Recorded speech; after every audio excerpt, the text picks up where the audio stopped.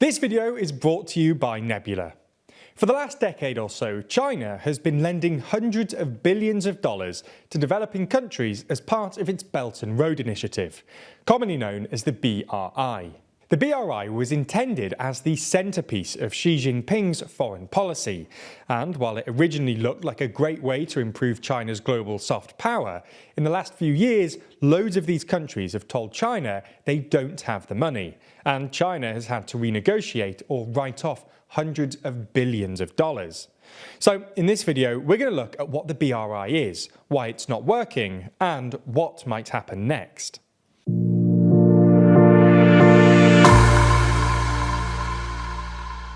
Let's start by looking at the Belt and Road Initiative itself.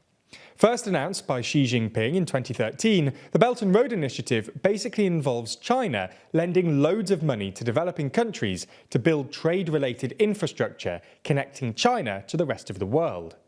The BRI is a truly massive project, probably the largest ever transnational infrastructure project, involving something like $800 billion worth of loans and infrastructure projects spread across over 100 countries in the developing world. Largely thanks to the BRI, China has quickly become the largest single creditor in the world, and Chinese lending to developing countries is bigger than all other bilateral lenders combined. Now, in theory, the BRI is a great idea. Infrastructure projects are often a really great investment for developing countries, and successful BRI projects include new hydropower dams in Uganda, a new network of gas and oil pipelines in Central Asia, and a 750-kilometre railway from Addis Ababa to Djibouti.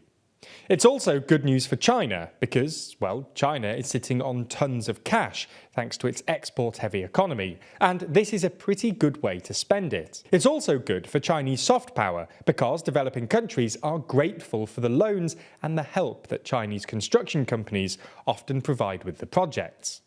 In the 2010s, lots of commentators criticised the West for not offering similar loans to these developing countries, and allowing China to essentially replace the West as the main lender for developing countries. In general, the West is warier about giving money to developing countries. Western loans often come with more conditions and more bureaucracy, which is why developing countries prefer Chinese loans.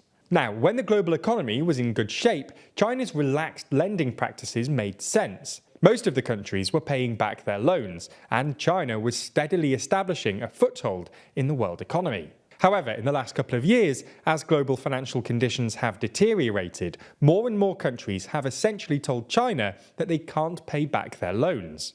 According to a recent study, since 2013, China has had to bail out at least 20 countries by essentially delaying or restructuring something like $232 billion worth of loans. There are basically two mechanisms by which China bails out these countries: new loans and so-called swap lines. Swap lines are basically when the Chinese central bank tells another country's central bank that they can convert as much of their local currency into Chinese renminbi as they want. For example, China has a swap line with Argentina, so when Argentina is in trouble, which is basically all the time, it can bolster its foreign reserves by converting a whole load of pesos into renminbi, which is something it's done 8 times in the past 8 years. This is good news for Argentina because it bolsters its foreign currency reserves, and because Argentina can more easily convert this renminbi into dollars to pay off international creditors. China has set up swap lines with 40 countries, nominally because they want to promote the use of renminbi in international trade, but they're only really used by countries struggling to pay back their BRI loans. Anyway, the number of bailouts has increased massively in the past couple of years, going from $1 billion in 2011 to over $40 billion in 2021. These bailouts are pretty astonishing, and it implies that something like a quarter of all China's BRI loans have gone bad. Now, we don't have the data for 2022, but the number is probably even higher than in 2021, given how high interest rates have put further strain on developing countries' finances. So why have so many loans failed? Well as the general global slowdown, there were at least 2 other reasons. First, a lot of Chinese loans had variable interest rates. This isn't common practice in international lending, and it means that, as interest rates have gone up, more and more countries have been unable to pay. Second, a lot of these loans were just, well, silly.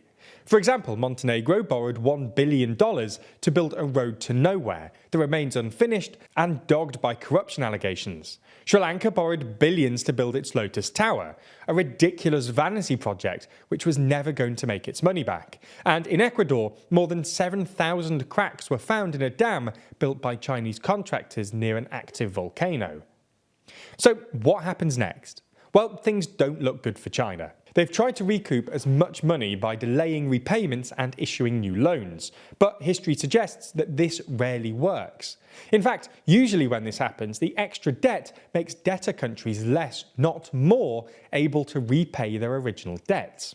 This has already happened with Sri Lanka, Pakistan and Zambia, who have all sought IMF help after their Chinese debts became unmanageable. Eventually, China will probably have to accept writing off a significant fraction of these loans, and when this happens, China will also have to sit down with the IMF and other Western lenders like the US. This is because Sri Lanka owes money to loads of different creditors. So when Sri Lanka defaults, everyone needs to get around and agree a new debt structure for Sri Lanka, which is both sustainable for Sri Lanka and fairly divided among its original creditors. This is what the Paris Club was created for. It's basically a forum for the world's biggest creditors to discuss debt restructuring. But because it was created in the 50s, it doesn't include China, which is now the world's largest single lender. So far, China has proved relatively unwilling to get involved in these multilateral debt restructuring negotiations. And this is bad news, both for the debt-ridden countries and the global economy, because the longer their debt crises go on, the worse they get, and the more likely these crises are to have international repercussions. Another consequence of all this is that China is probably going to lend less money in the future. In retrospect, China's massive lending to all these developing countries looks a bit reckless, and the CCP will probably be a bit warier in the future. Similarly, developing countries might be warier of accepting Chinese loans, both because of their experience this time around and because electorates in many of these countries have become suspicious of China's economic influence in their national politics. If that's not enough TLDR for one day, then you ought to check out our series This Week in Parliament, which has just made a magnificent return. That's not a quote or something, it's just a thing I'm saying. This Week in Parliament is the show where we run down exactly what happened in Parliament in the preceding week, breaking down the debates, laws and bills which otherwise you'd totally miss, and explaining what really happens in Britain's seat of power when you brush aside all the shouting and arm-waving. New episodes come out every week, only on Nebula.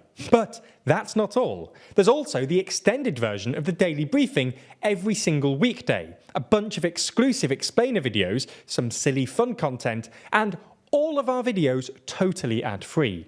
It's not just TLDR either. We're joined by a bunch of your favourite creators, from Wendover and Real Life Law to Johnny Harris.